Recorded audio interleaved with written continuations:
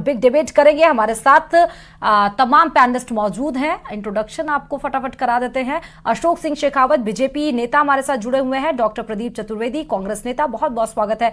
Ashutosh Rawat ji as a senior journalist यानी कि वरिष्ठ पत्रकार के रूप में, और निरंजन पोद्दार राजनीतिक विश्लेषक के रूप में आज हमें ज्वाइन कर रहे हैं इस डिबेट में। आप सभी का बहुत बहुत स्वागत करते हुए निरंजन जी, यही खामी है विपक्ष में कि अपनी जो गलती है उसको पहचानते नहीं, उसको टटोलने की कोशिश नहीं करते हैं, सिर्फ एक दूसरे के पगड़ी को उछालने की कोशिश की जाती है।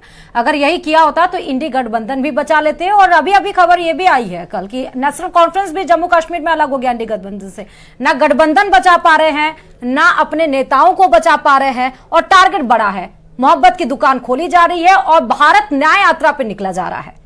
निरंजन जी देखिए श्रुति जी, एक शेर है, मैं यहां उससे शुरू करूंगा कि यही भूल मैं जीवन भर करता रहा, धूल माथे पे थी और आईना साफ करता रहा। आज कहीं ना कहीं आप ये मान के चलिए यही परिस्थिति बनी हुई है, क्योंकि जिस तरीके से और जिस समय पे जो फैसले लेने चाहिए उसकी बजाय काम कहीं और किया जाता है और प्रॉब्लम कहीं और होती है और इलाज कहीं और का किया जाता है, तो ऐसे ही परिणाम उसके आते हैं, यानी कि दुष्परिणाम ही होते हैं।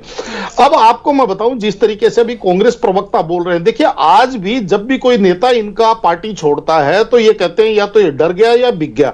आज भी ये उसकी जड़ में नहीं जा रहे। आपको अब इस चीज के अंदर अगर आप कहें तो श्रुति जी, आपकी इसी प्रोग्राम के अंदर मैं 20 नाम ऐसे बता सकता हूं कि जिन्होंने कांग्रेस पार्टी छोड़ी और जो भारतीय जनता पार्टी में नहीं गए, यानी कि चाहे प्रियंका चतुर्वेदी शिवसेना में चली गई, कपिल सिब्बल समाजवादी पार्टी में चले गए, गुलाम नबी आजाद ने अपनी पार्टी बना ली, और अभी और बहुत सारे उदाहरण आपको ऐसे दिखेंगे जो कांग्रेस तो उन्होंने छोड़ दी, लेकिन भारतीय जनता वो कहां भारतीय जनता पार्टी से बिक गए या कौन सी ईडी से डर गए, पहली बात समझ में नहीं आती। दूसरी बात देखिए, जिस तरीके से नीतीश कुमार जी 2020 में भारतीय जनता पार्टी के साथ चुनाव लड़ करके और जनादेश लेकर के मुख्यमंत्री बनते हैं, लेकिन 2022 में जब वो भारतीय जनता पार्टी से टूट करके आरजेडी और गठबंधन में जाते हैं तो उनके पीछे ईडी और सीबीआई नहीं होती है। उस time ED CBI Bharatiya Janata party ने छुट्टी पे भेज रखी थी, लेकिन 2024 के शुरुआत में अगर वो वापस भारतीय जनता पार्टी की तरफ आते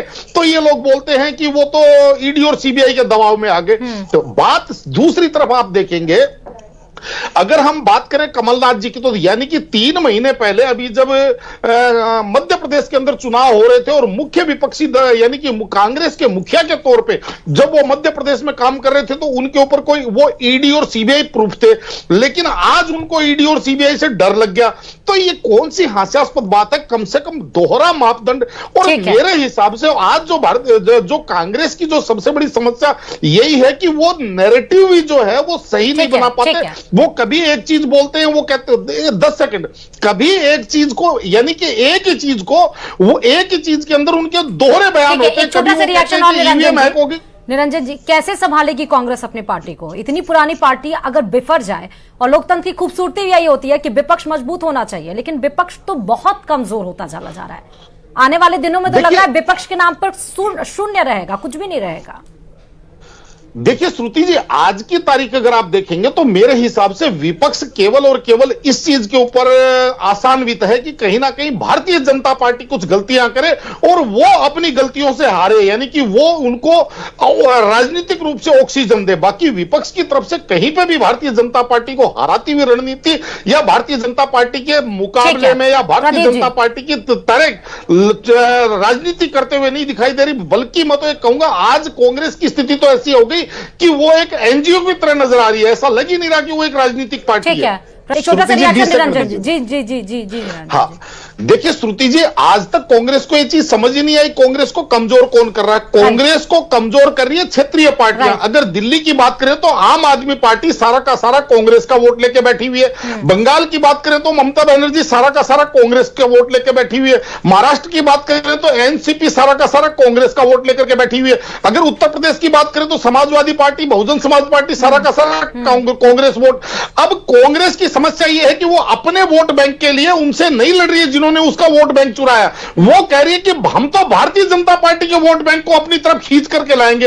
अरे भाई, आप जो समस्या है उसके ऊपर तो आप विचार ही नहीं कर रहे। दिल्ली के अंदर आप आज आम आदमी पार्टी के साथ शरणागत हो गए, यानी आपने स्वीकार कर लिया कि हाँ जी ठीक है, आप हमारे यहाँ दिल्ली में मालिक हो, आप हमारे दिल्ली में बड़े भाई हो। आपने बंगाल में उनको कर लिया, उत्तर प्रदेश में समाजवादी पार्टी को कर लिया। जब तक आप अपने वोट बैंक पे फोकस नहीं करेंगे, आप कैसे रिवाइव करेंगे? और इसीलिए बीजेपी स्ट्रांग मैनेजमेंट टूल मानी जाती है। फिलहाल आप सभी का बहुत बहुत शुक्रिया।